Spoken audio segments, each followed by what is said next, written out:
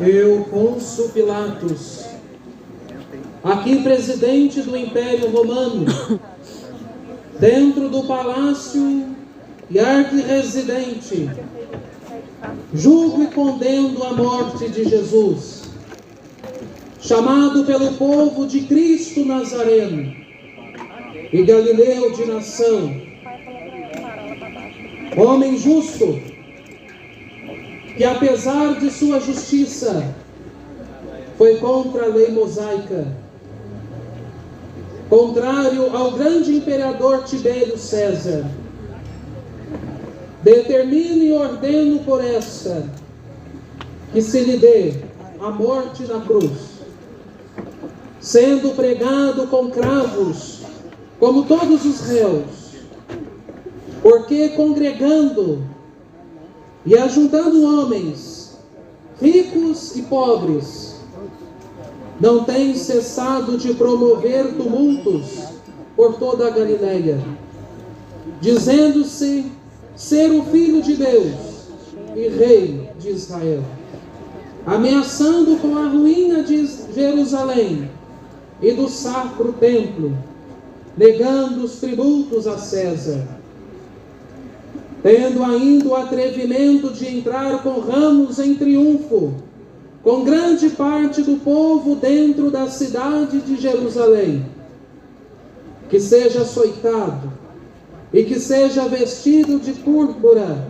e coroado de alguns espinhos, com a própria cruz nos ombros, para que sirva de exemplo a todos os malfeitores, e que juntamente com ele sejam conduzidos 2 ladrões, saindo logo pela porta sagrada, e que se conduza Jesus ao monte público da justiça, chamado de Calvário, onde crucificado e morto ficará seu corpo na cruz, como espetáculo para todos os malfeitores, e que sobre a cruz se ponha uma placa em diversas línguas.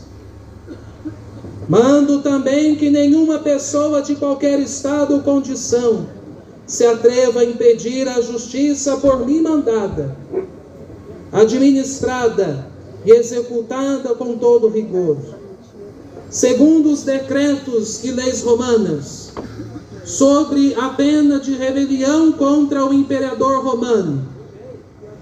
Eu, Pôncio Pilatos, prefeito da província romana da Judeia.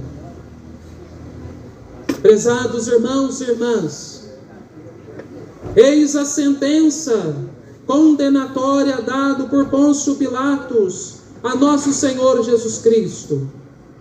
Jesus está condenado a morrer na cruz. Não há nada mais que nos possa, não há mais nada que possamos fazer.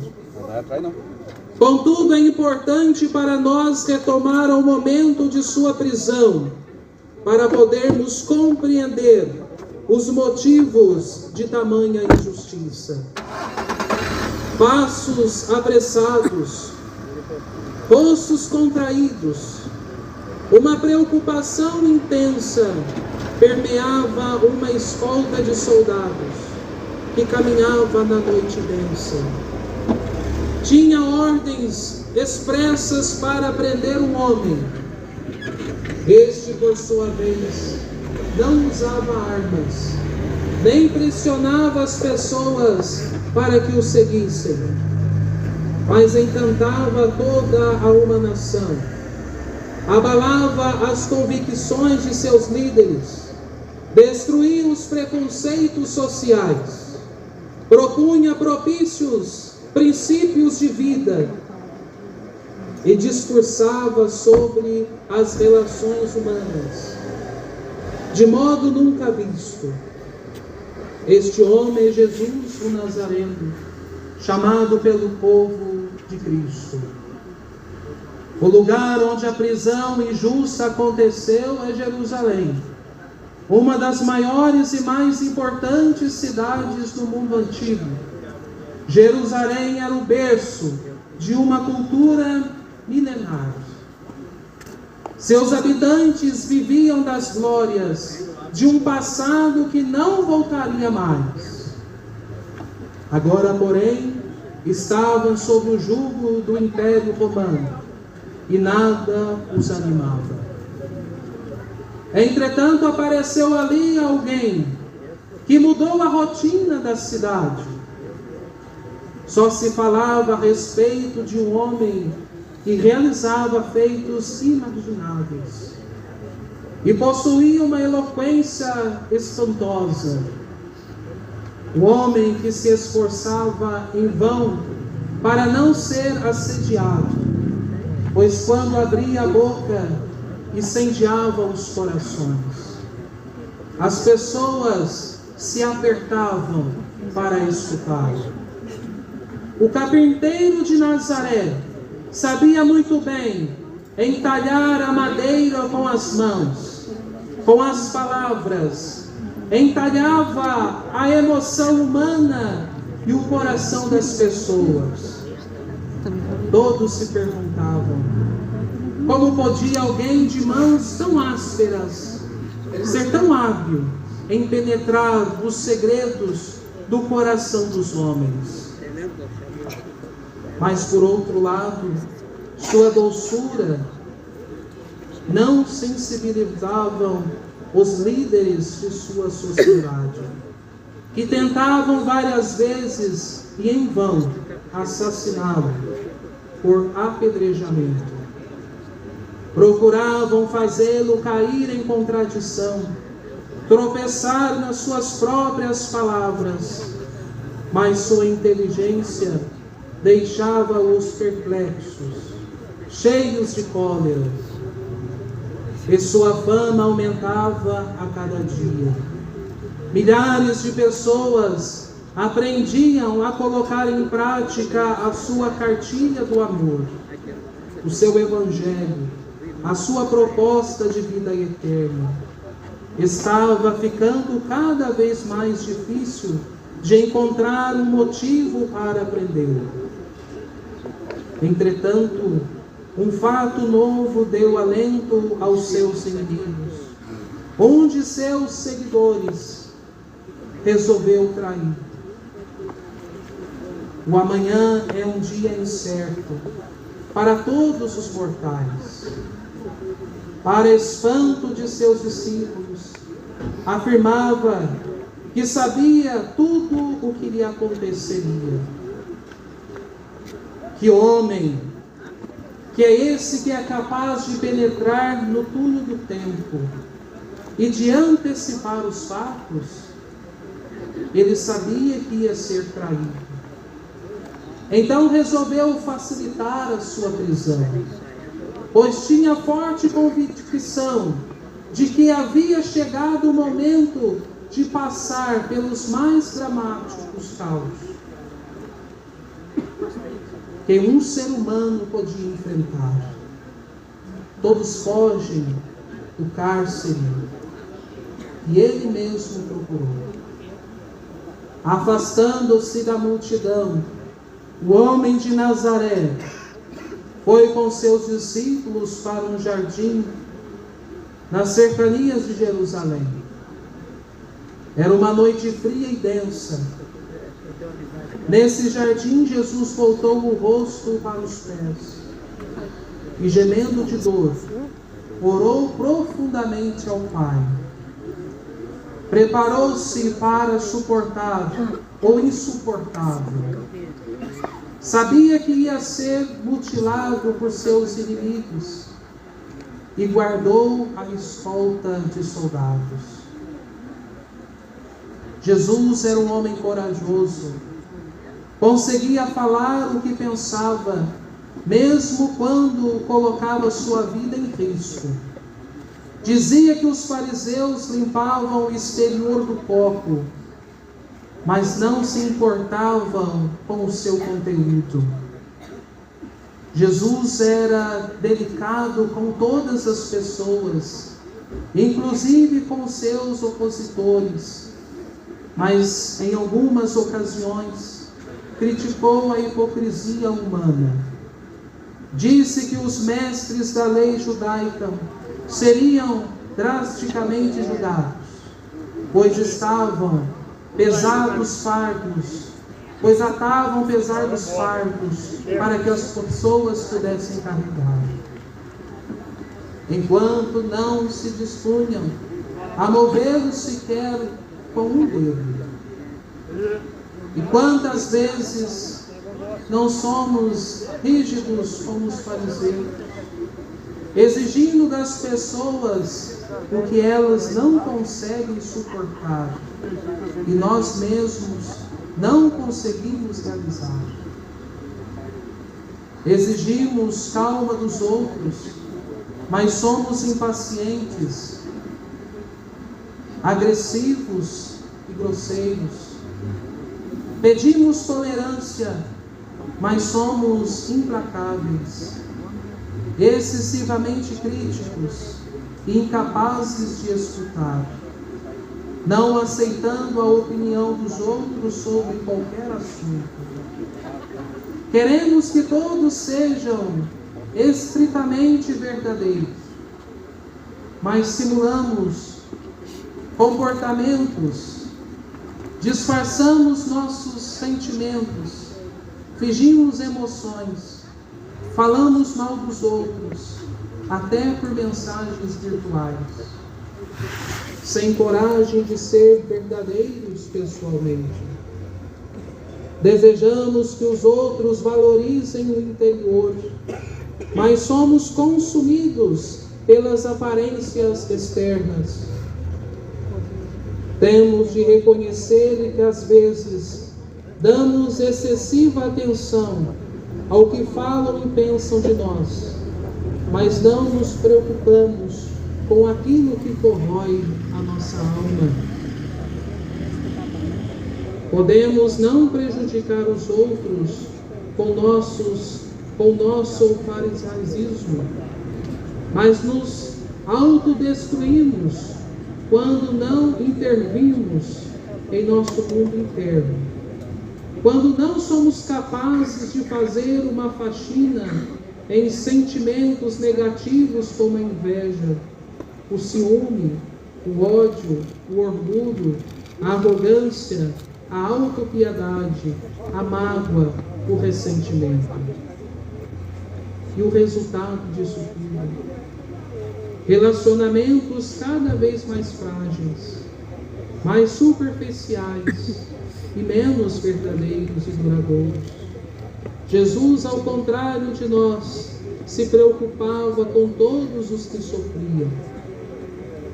Gastava tempo procurando aliviar as dores dessas pessoas e resgatar sua dignidade, estimulando-os a não desistir da vida, não apenas da vida terrena, mas principalmente da vida eterna. Desejava ardentemente que ninguém se sentisse inferior diante do desprezo dos outros e das dificuldades sociais. E nós, meus irmãos e minhas irmãs, somos capazes de ter essa mesma postura de Jesus no mundo de hoje? Quanto ainda precisamos melhorar para atingir a essa meta? A emoção de Jesus era imensurável. Não podia ser medida, ao passo que dos fariseus era muito estreita. Jesus era um homem do infinito. Os seus acusadores eram pessoas de mente pequenas e coração de pedra. Se alguém almejasse ser discípulo de nosso Senhor, tinha de que alargar os horizontes do seu pequeno mundo e incluir aí Deus e as pessoas. Tinha de se deixar invadir por um amor que o impelisse a cuidar dos outros. Com isso, nós compreendemos por que Jesus incomodou tanta gente, e incomodou demais, abalou os alicerces de uma sociedade inteira, seus preconceitos e suas crenças. Aí está a causa de sua condenação: mostrar o amor de Deus em gestos concretos e falar a verdade. Deus não enviou seu Filho ao mundo para ser morto. Se assim ele o fizesse, seria o Deus da morte e não o Deus da vida. Deus enviou Jesus para anunciar a boa notícia aos pobres, para curar as feridas da alma, para levar a liberdade aos prisioneiros do pecado e para proclamar o ano da graça, como já havia profetizado Isaías no Antigo Testamento, anunciando fervorosamente o amor de Deus por meio de palavras e tornando-o concreto em seus gestos salvíficos. Jesus encontrou a morte na cruz como consequência de suas escolhas. Mas o Pai é bondoso. Nós prendemos Jesus e o condenamos à morte. E graças à infinita bondade de Deus, Ele nos concede também a graça de sua ressurreição. A ressurreição nos veio único e exclusivamente por bondade de Deus, e não por mérito nosso. Meus queridos irmãos e irmãs, Jesus está preso, condenado a morrer na cruz, destino dos piores malfeitores de sua época. Seu comportamento não agradou àqueles que tinham sede do poder e cultuavam o individualismo. E é bom recordar que a postura de Jesus chegou a incomodar até alguns de seus discípulos, como Judas Iscariotes, que esperava um Messias capaz de recuperar a glória do reinado de Davi, o grande rei de Israel, o Messias que fosse entrar em Jerusalém com um exército poderoso e acabar com a dominação imunda do Império Romano. Diante da humildade de Jesus, Judas passou a odiá-lo e o traiu por 30 moedas de prata. As maiores traições acontecem justamente por pessoas próximas, irmãos, amigos, maridos e esposas. Donde menos se espera, vem a decepção,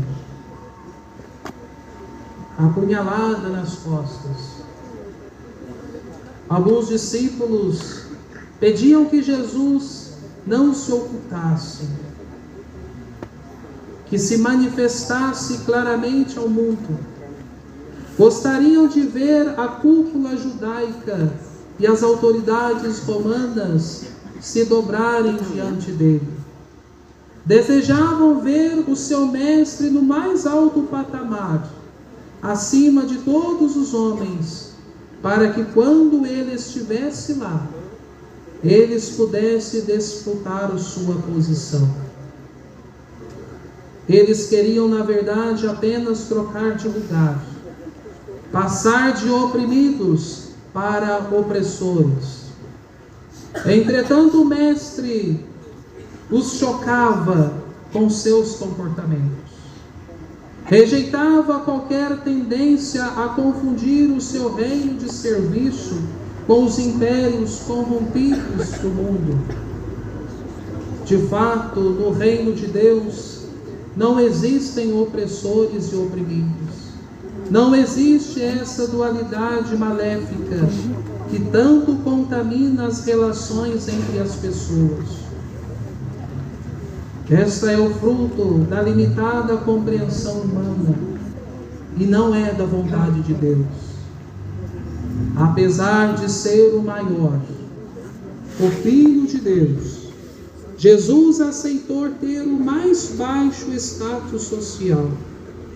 Embora fosse o mais livre dos seres humanos, almejava ser o servidor humilde da humanidade. Os discípulos não compreendiam como alguém tão grande se podia fazer tão pequeno. Uma única vez Jesus aceitou estar acima dos seres humanos. Foi quando, pendurado na cruz, ele se tornou um espetáculo de vergonha e dor. A pessoa que poderia ter o mundo a seus pés, preferiu prostrar-se aos pés do mundo.